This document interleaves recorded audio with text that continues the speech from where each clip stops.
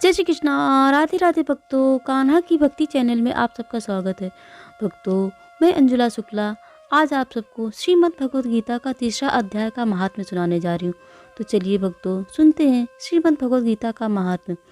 श्री नारायण जी बोले, हे लक्ष्मी, एक शूद्र महामूर्ख अकेला ही वन में रहता था। बड़े अनर्थों से बहुत सारा धन उसने इकट्ठा किया था। किसी कारण वह धन जाता रहा। धन के जाने से वह शूद्र बहुत चिंतित रहता और लोगों से पूछता, ऐसा कोई काम बताओ जिससे पृथ्वी के अंदर जितने भी धन है मैं उन्हें निकाल सकूं। कोई ऐसा काजल बताओ जिन्हें मैं आंखों में लगाकर पृथ्वी के गड़े धन निकाल सकूं।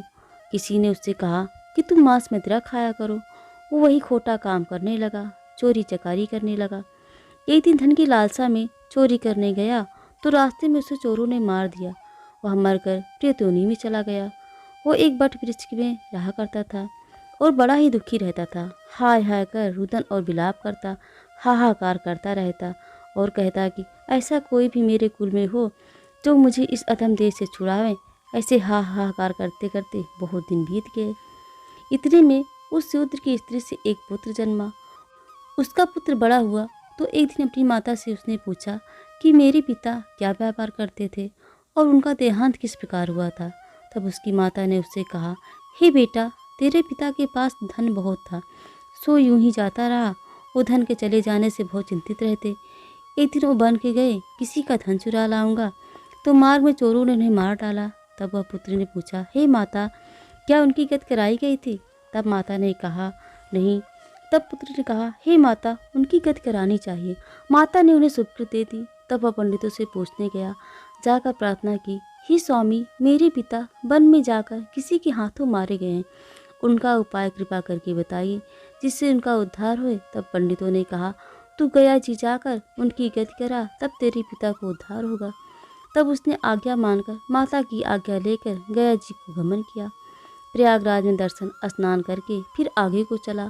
रास्ते में एक वृक्ष के नीचे बैठ गया। वहाँ उसे बहुत भय प्राप्त हुआ। ये वही वृक्ष था जहाँ उसके पिता प्रेत योनि में रहते थे। उसी जगह चोरों ने उसे मारा था। तब उस बालक ने अपना गुरुमंत्र पढ़ा। उसका एक और नियम था कि वह श्री गीता जी का पाठ रोज पढ़ता था। उस दिन उसने उस वृक्ष के नीचे बैठकर श्री गीता जी के तीसरे अध्याय का पाठ किया। उसके पिता ने प्रेत की योनि में सुना। उसके पिता को प्रेत देही छूटी और देवदेही में चले गए। स्वर्ग से विमान आए और विमान पर चढ़कर उसके सामने आए तथा आशीर्वाद देकर कहा, हे पुत्र, मैं तेरा पिता हूँ जो मरकर प्रेत हुआ था। तेरे इस पाठ के श्रवण से मैंने प्रेत योनि त्याग कर देवदेही पाई है। अब मेरा उद्धार हुआ है। तेरी कृपा से अब मैं स्वर्ग को जा रहा हूँ। अब तू गया जी जाए तो अपनी मर्जी और अपनी खुशी से जा। मेरा उद्धार तो हो गया है। वहाँ जाकर मेरा उद्धार ही करना था। जो पाठ तुमने मुझे यहाँ सुनाया है, इसी से मेरा कल्याण हुआ है। इतना सुनकर पुत्र ने कहा, हे पिताजी, कुछ आज्ञा और हो तो कहिए, मैं आपकी क्या सेवा करूं। तब ओ देवदेही ने कहा, हे पुत्र, मेरे 7 पीढ़ियों तक पितृ नरक में पड़े हैं, सब बड़े ही दुखी हैं। अब तू तीसरे अध्याय का पाठ कर उनको फल दे जिससे वो इस दुख से मुक्ति पाए।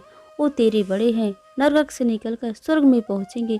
इतना वचन कहकर वो देवदेही पाकर स्वर्ग को चला गया। तब उस बालक ने वहाँ तीसरे अध्याय का पाठ किया और सब पितरों को पुण्य देकर वैकुंठगामी किया।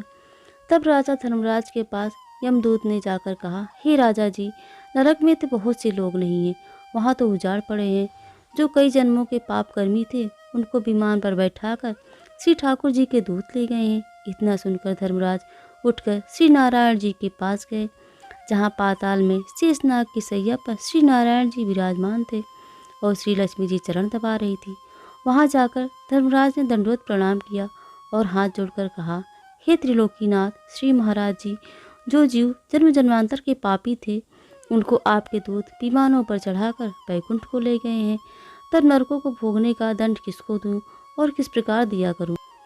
तब श्री नारायण जी ने बहुत ही प्रसन्न होकर कहा, हे धर्मराज, तुम दुखी मत हो, तुम अपने मन में कुछ भी बुरा न मानो। मैं तुम्हें एक वृत्तांत कहता हूँ, उसे सुनो। ये जीव पापी थे, इनका कोई पिछला धर्म उदय हुआ है। उस अपने धर्म से कई महापापी वैकुंठ के गए हैं और ये एक आज्ञा है मैं तुम्हें देता हूँ। जो जीव श्री गीता जी का पाठ करे अथवा शरण करे या कोई किसी को पाठ किए का फल दान करे, उन जीवों को तू कभी भी नरक में मत ले जाना। तुमको मेरी आज्ञा है, ये बात सत्य कर निश्चय से याद रखना। इतना सुनकर अपने गुरु के सिधारे और आकर अपने दूतों को बुलाकर कहा, हे यमदूतों, जो प्राणी श्री गीता जी का पाठ श्रवण करे या पाठ किए का फल किसी को पुण्य दे, उस प्राणी को तुम कभी भी नरक में मत डालना। श्री गीता जी का पाठ अथवा श्रवण करने से पापी जीव भी वैकुंठ को प्राप्त होंगे। जो पापी श्री गीता जी का पाठ करे, श्रवण करे, उसका फल कहाँ तक कहें, कहने में भी नहीं आ सकता। तब श्री नारायण जी ने कहा, हे लक्ष्मी जी, ये तीसरे अध्याय का फल मैंने आपको कहा है, जो आपने सुना है। जय श्री कृष्णा। राधे राधे भक्तों।